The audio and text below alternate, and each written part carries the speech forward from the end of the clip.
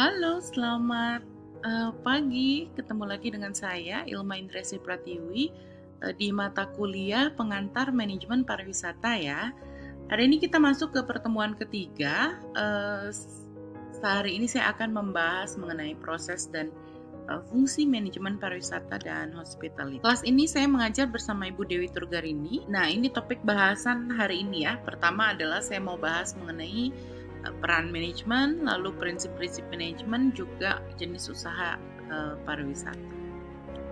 Nah, peran manajemen itu sebenarnya intinya dia harus bisa mengelola sebuah lingkungan dari organisasi, baik itu lingkungan internal maupun lingkungan eksternal. Apa yang dia kelola? Pertama adalah sebenarnya dia akan mengelola sebuah proses ya, yang tadinya dari input terus jadi output. Inputnya bisa apa aja sih? Ya, input itu bisa dari sumber daya ya, sumber daya manusia, dari bahan baku ataupun modal keuangan. Lalu apa yang dihasilkan dari sebuar proses itu adalah barang atau jasa, atau bisa juga image dari perusahaan ya, dan juga pasti ada yang namanya limbah gitu ya, residu dari sebuah proses begitu. Proses manajemen ini apa aja sih gitu ya? Tadi kita udah tahu bahwa manajemen ini akan mengelola sebuah lingkungan organisasi gitu ya, yang dipengaruhi oleh lingkungan eksternal begitu. Nah, apa yang dia kelola itu, prosesnya itu akan melewati yang namanya 4 proses. Yang pertama adalah proses planning, organizing, terus leading dan controlling. Ya, planning itu apa? Lalu dia urutannya planning dulu, organizing dulu, leading, terus controlling. Planning ini adalah proses perencanaan ya. Jadi proses awal, apa yang dilakukan pada saat proses perencanaan ini? Pertama dia akan membuat peramalan masa depan gitu ya, atau peramalan tren gitu. Terus di planning ini juga dia sebenarnya akan mulai mencatat sumber daya gitu, terus apa yang sebenarnya dibutuhkan sumber daya itu untuk mencapai tujuan dari organisasi. Di tahapan planning ini juga akan dilakukan pengelolaan sumber daya tersebut gitu ya, dan apa aja yang sebenarnya dibutuhkan untuk mempersiapkan sebuah proses. Nah, tahapan yang selanjutnya adalah organizing. Organizing ini adalah bagaimana mulai mengelola gitu ya, yang tadinya dari rencana terus ke tahap persiapan gitu, termasuk misalnya membagi pekerjaan siapa yang melakukan apa gitu dalam perusahaan, terus buat kebijakan-kebijakan gitu, terus mungkin harus membutuhkan peralatan atau mesin misalnya begitu. Nah, itu di tahapan yang organizing. Tahapan selanjutnya adalah leading, di mana kalau di leading ini intinya adalah bagaimana memastikan apa yang direncanakan dan yang dikelola sebelumnya itu bisa dilaksanakan dengan baik gitu ya, efektif dan efisien. Di sini juga melibatkan pengelolaan daripada sumber daya manusia gitu ya. Di sini ada struktur, di sini ada pembagian tugas gitu ya, ada juga yang peran, fungsi, dan tanggung jawab. Dan yang terakhir adalah fungsi controlling gitu. Kalau controlling ini berfungsi untuk kita bisa tahu gitu prosesnya itu sudah tepat atau sudah mencapai target misalnya seperti itu. Dan di controlling ini juga ada fungsi bahwa kita harus membuat susunan indikator-indikator kinerja misalnya begitu. Jadi kita tahu apakah prosesnya ini sudah baik atau belum. Ini adalah konteks lingkungan ya, lingkungan internal dan eksternal dari sebuah perusahaan begitu. Lingkungan internal itu tentunya berhubungan dengan si perusahaan itu. Apa aja yang dikelola itu pertama adalah proses bisnisnya. Lalu misalnya struktur organisasinya seperti apa, tujuan daripada organisasi itu seperti apa.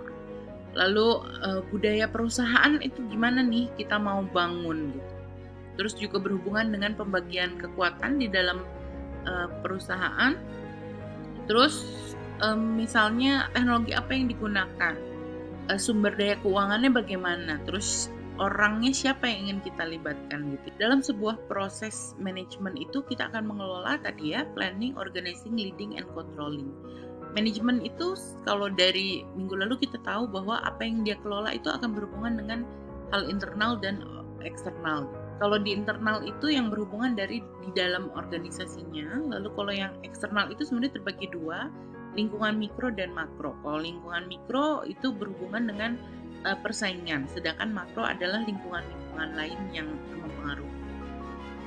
Pertama, misalnya kalau dari sisi peran planning gitu ya, di sisi internal dia mungkin harus menetapkan apa tujuan daripada bisnisnya. Lalu di sisi mikro misalnya kita melihat pesaing seperti apa, mungkin kita harus membuat keputusan terhadap harga misalnya. Nah kalau di sisi makro secara planning, fungsi planning itu kita misalnya membuat sebuah kerjasama untuk masuk ke industri baru atau ke pasar baru misalnya begitu. Jadi itu dari sisi makro. Kalau dari sisi organizing nih, secara internal dia harus seperti apa? Mungkin dia harus membuat struktur perusahaan, memperbaiki misalnya gitu ya, merubah peran misalnya begitu. Lalu kalau dari sisi mikro, mungkin dia gimana caranya menghemat supplier misalnya gitu ya, mengurangi supplier daripada barang misalnya gitu, atau bernegosiasi dengan supplier. Di sisi makro itu mungkin secara organizing bisa melobi pemerintah misalnya gitu ya, untuk berhubungan dengan waktu beroperasi perusahaan misalnya. Kalau leading secara internal misalnya dia menyusun tugas-tugas dan peran ataupun merubah jadwal pekerjaan misalnya gitu, itu di fungsi leading. Lalu kalau di mikro misalnya membuat karyawan misalnya melakukan istilahnya kompetitor apa ya, mengamati kompetitor misalnya gitu. Itu leading itu berperan dari situ. Terus kalau di sisi makro misalnya bisa mengirim perusahaan mengirim staff untuk belajar ke luar negeri, ke negara misalnya calon kita akan membuka usaha misalnya gitu ya. Jadi mengirim karyawan untuk melakukan survei. Jadi sisi controlling itu bisa berhubungan dengan bagaimana misalnya membuat itu ya, kinerja perusahaan itu bisa terukur. Lalu kalau di sisi mikro misalnya menerapkan sistem informasi yang bisa melihat persaingan misalnya gitu ya, melihat apa yang dilakukan kompetitor. Kita juga bisa bekerja sama nih untuk perusahaan-perusahaan yang bisa menyediakan informasi tersebut. Kalau di sisi makro misalnya sisi controlling itu ya melakukan lobbying misalnya gitu ya, berhubungan dengan perjanjian dagang misalnya gitu, atau berhubungan dengan undang-undang misalnya gitu. Jadi 4 fungsi ini memang akan bisa diterapkan untuk berbagai hal di masing-masing lingkungan yang emang dikelola oleh manajemen. Konteks internal gitu ya, apa yang dilakukan pada saat di dalam organisasi. Salah satunya kan tadi proses bisnis. Di proses bisnisnya apa yang dikelola? Misalnya adalah kualitasnya, terus mungkin sifat diterima atau tidak si produk itu gitu ya. Jadi berhubungan dengan proses bisnis. Kalau misalnya yang dikelola di sisi struktur gitu ya, di dalam organisasi itu biasanya peran, terus bagaimana membagi tim, bagaimana mengelola dan melakukan controlling misalnya antar pekerjaan tim. Kalau konteks internal lain misalnya berhubungan dengan tujuan daripada perusahaan misalnya gitu ya, harus menerima jelas nih tujuannya, terus pengukuran kinerjanya seperti apa gitu.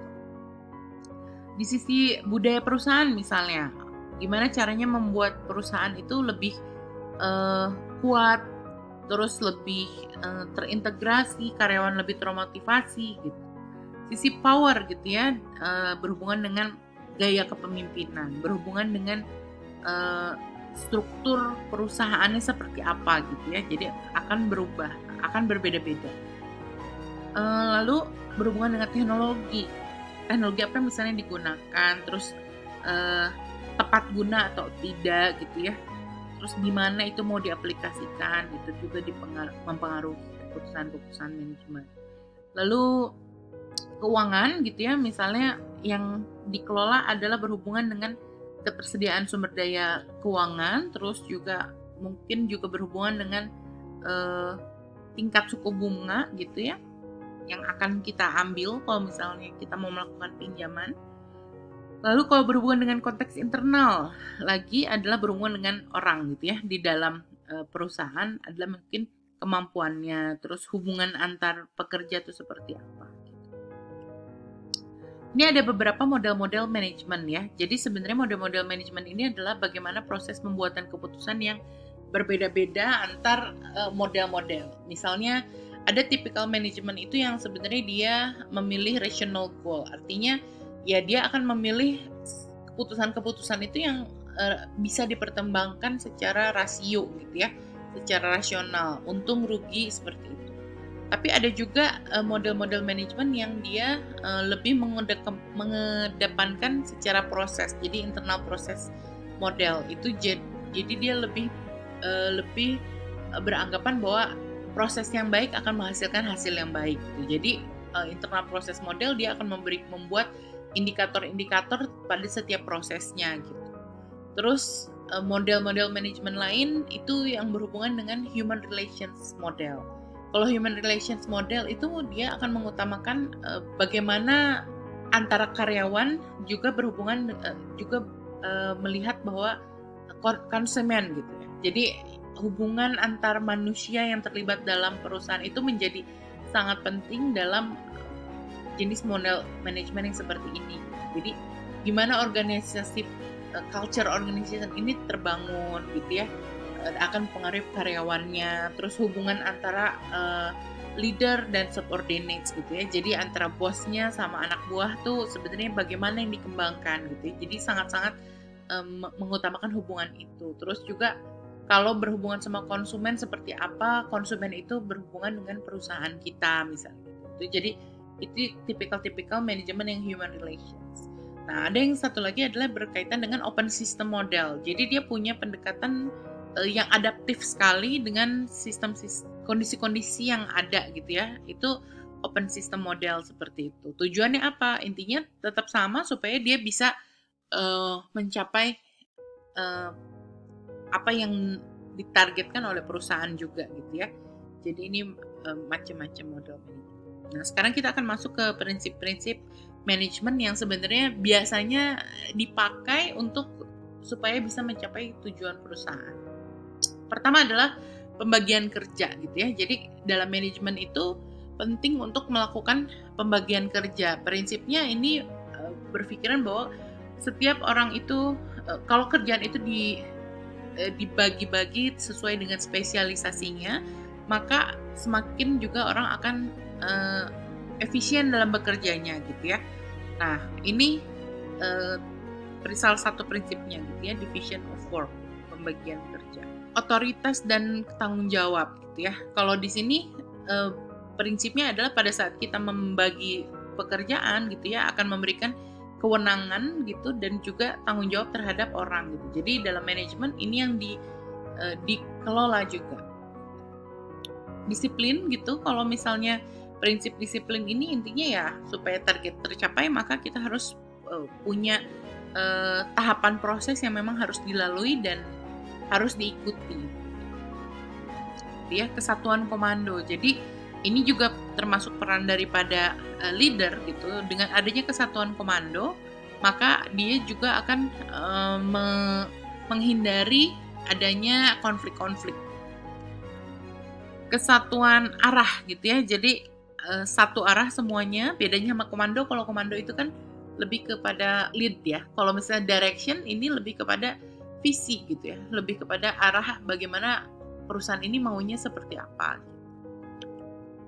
Hubungan antara subordinates, jadi per orang-orang ya. Jadi bagaimana sebenarnya masing-masing tenaga kerja itu atau kelompok itu sebenarnya harus saling berinteraksi dan tidak boleh lepas gitu ya ikatannya gitu. Remunerasi of personnel ini berhubungan dengan kalau misalnya orang ini punya kinerja yang baik, maka dia punya hak untuk mendapatkan penghargaan gitu ya. Jadi ini lebih prinsipnya ke arah sana, dan itu harus adil. Centralization itu berhubungan juga dengan bagaimana sebuah keputusan itu bisa diambil gitu ya. Nah, apakah dia terpusat atau misalnya memang setiap subordinate atau business unit atau kelompok di bawah itu boleh membuat keputusan. Ini juga berpengaruh ya, beda-beda.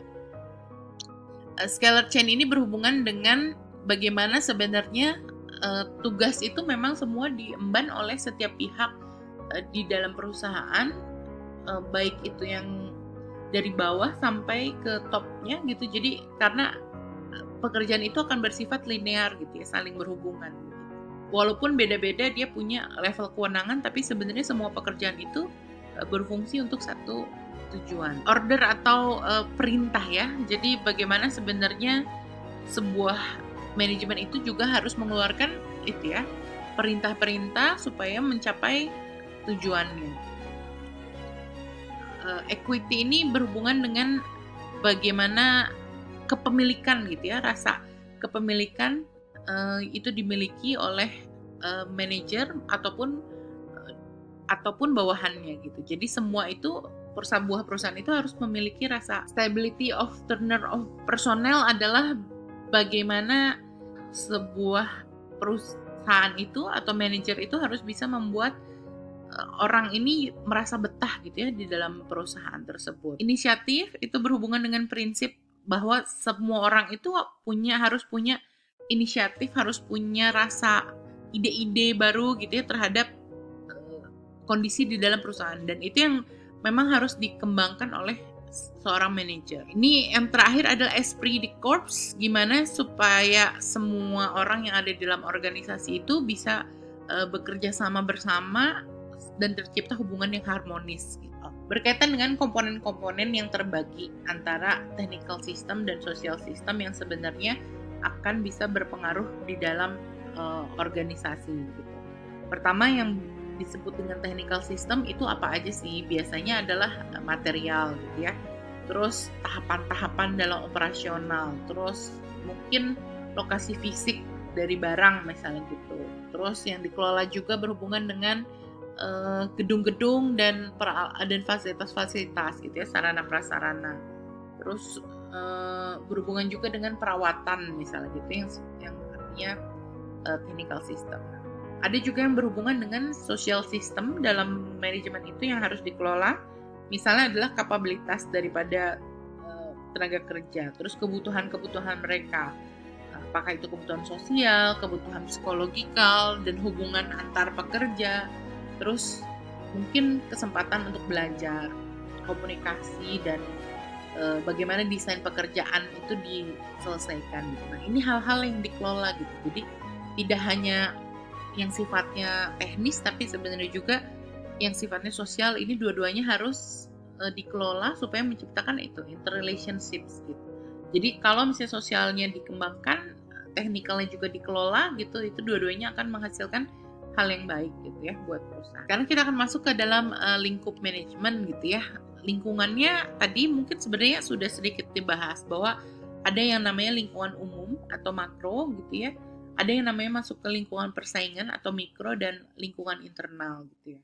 Jadi yang dikelola pertama misalnya kalau lingkungan internal itu yaitu orang-orang, proses bisnisnya seperti apa, struktur organisasinya seperti apa, tujuan perusahaan itu apa, budaya perusahaan seperti apa, bagaimana pembagian powernya misalnya, terus teknologi yang digunakan mau seperti apa, dan berkaitan juga dengan keuangan perusahaan. Di lingkungan mikro itu kita juga melakukan pemetaan gitu ya. Di lingkungan mikro itu misalnya adalah siapa supplier kita, siapa pesaing kita, siapa yang customer kita, terus siapa potential entrance kita adalah yang akan mungkin bisa menjadi pesaing kita gitu ya. Terus siapa yang sebenarnya produknya bisa mensubstitusi produk kita. Itu yang dianalisa di lingkungan persaingan atau di lingkungan mikro.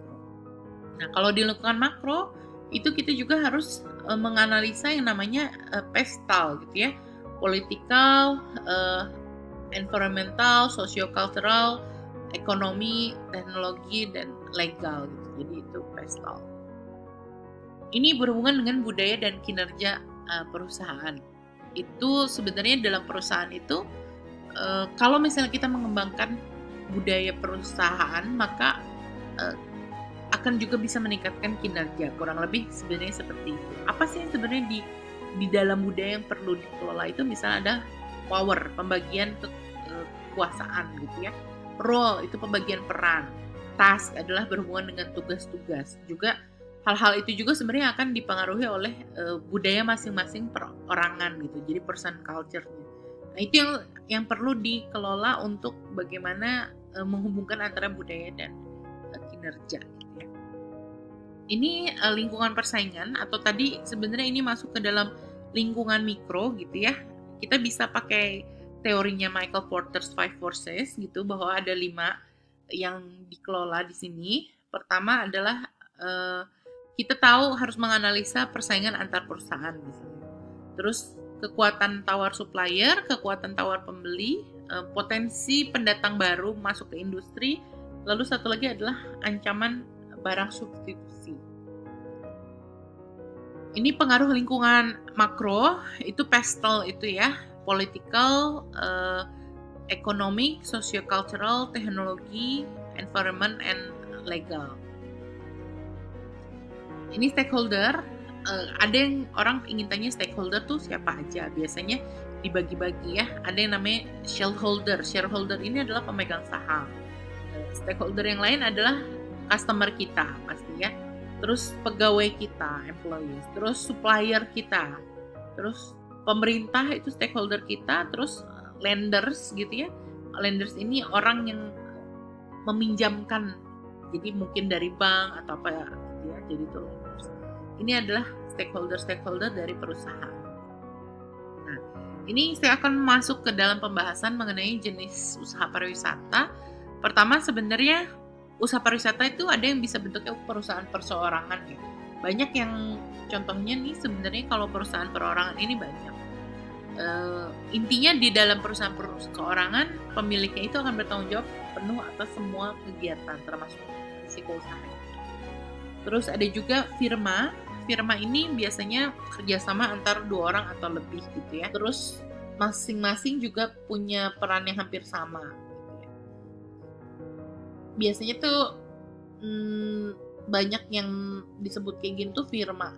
Firma tuh biasanya usaha hukum, tapi nggak juga, banyak juga perusahaan-perusahaan yang firma ini juga usaha percetakan gitu ya. Banyak juga yang bekerja sama dengan jenis usahanya seperti ini. Lalu perusahaan lain adalah CV gitu. Ini kerjasama beberapa orang mendirikan usaha, terus masuk juga terhadap pemodalan itu berhubungan dengan kekayaan pribadinya sebagai penyertaan modal gitu. Tapi di CV juga ada orang yang berhubungan, selain orang yang anggota pasif, ada yang aktif juga adalah yang dia mengelola perusahaan tersebut. PT. Nah, kalau PT ini pemodalan itu tidak berasal dari pendiri ya. Jadi dia mengumpulkan modal dari banyak orang gitu, terus membangun perusahaan ini. Lalu koperasi itu juga berhubungan dengan menggalang dana, tapi sebenarnya yang menggalang dananya itu adalah anggota-anggotanya gitu ya. Jadi menampung kekayaan bersama untuk dikelola kepentingan bersama gitu. Yayasan ini badan hukum juga, kekayaan dipisahkan. Nah, tujuannya tapi sebenarnya bukan untuk mencari keuntungan gitu ya, tapi biasanya tujuan-tujuan sosial gitu. Nah, yayasan juga sama, diaudit juga gitu ya, dan berhak untuk bisa mendapatkan pendapatan-pendapatan gitu ya, untuk intinya disalurkan untuk tujuan-tujuan sosial. Ini ada juga tipikal perusahaan keluarga gitu ya. Kalau perusahaan keluarga itu dimiliki, dikontrol, dan dijalankan oleh anggota atau sebagian daripada anggota keluarga gitu. Tapi bukan berarti dalam perusahaan keluarga juga tidak ada orang luar gitu ya. Tapi keputusan itu biasanya ada di tangan anggota keluarga tersebut. Ini franchise gitu ya. Kalau franchise ini sebenarnya bentuk usahanya bisa ya tadi, bisa CV, bisa PT gitu ya, tapi dengan adanya kerja sama franchise itu sebenarnya digunakan itu lebih dari hak kekayaan intelektual ya, misalnya penggunaan mereknya, penggunaan proses bisnisnya gitu ya. Jadi sebenarnya lebih kepada sharing terhadap pemanfaatan hak kekayaan intelektual dalam perusahaan. Dan untuk mendirikan franchise itu biasanya juga seorang franchise itu bisa aja dia membeli license ya, intinya itu membeli hak untuk dia melakukan sebuah kegiatan atas nama sebuah brand misalnya kayak gitu. Nah, ini saya akan ada tugas gitu ya. Pertama tugas kalian adalah membaca kasus. Saya kasih nanti di dalam Google Classroom. Dan sebenarnya tugas utamanya bukan hanya membaca itu, tapi sebenarnya melakukan observasi dan analisa untuk usaha makanan dan minuman di sekitarmu. Nanti pertanyaannya akan saya posting di Google Classroom. Ini referensi yang saya gunakan. Boleh kalau mau baca lebih lanjut bisa diakses buku-buku ini juga ya. Oke, sekian untuk penjelasan paparan pertemuan 3 hari ini. Terima kasih. Kalau memang ada pertanyaan, saya nanti akan posting juga di Google Classroom. Kalian juga bisa melalui email ataupun chat ke saya. Saya pamit undur diri dulu. Terima kasih.